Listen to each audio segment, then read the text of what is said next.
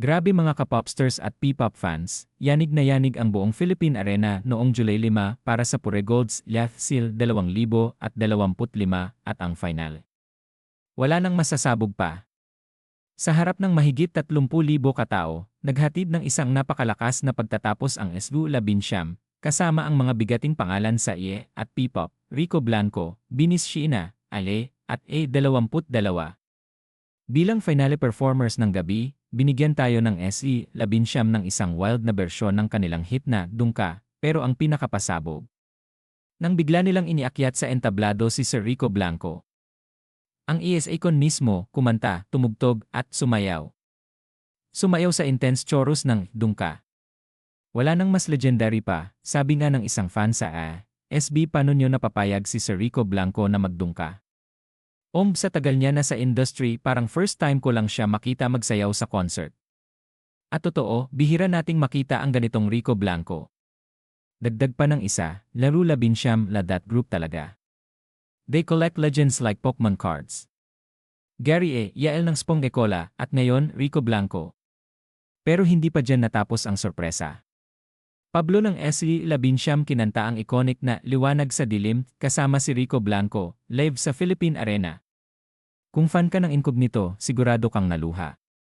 Isang fan niya ang sumigaw online, akala ni never makakanta na Pablo yung Liwanag sa Dilim live bago matapos yan ni Incognito, made a. At syempre, hindi pa tapos ang pasabog.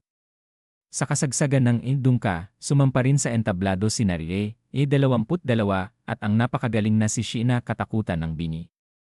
Sumayaw, nag-perform, at nag-celebrate sila with SLU Labinsyam in full force. Isang fan pa ang nag-react sa performance ni Sheena, the grit, the giggle, the expression. Na para bang 6 ni member ng SLU Labinsyam. Hagad Jack. Style of SLU Labinsyam also joined Bini, A22 Alfie, at KS Charlotte sa isang Fire Pre-Final performance ng viral hit na Shagidi. Sabi pa ni Alfie sa "Thank you Bini." Ang saya rin mag-practice kasama sila Stell and Charlotte.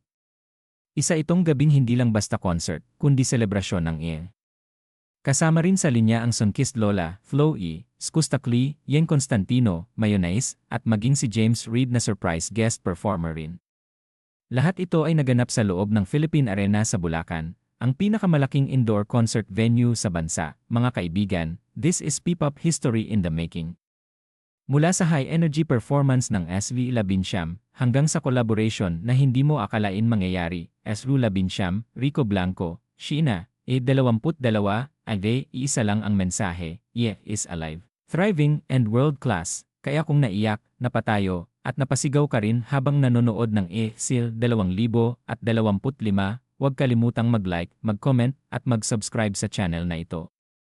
Hatid namin ang lahat ng recap, reaction, at mga kwentong hindi mo makikita kahit saan pa. Ako si Your Name at dito sa channel na ito, at P-pop ay hindi lang musika, isa itong kilusan.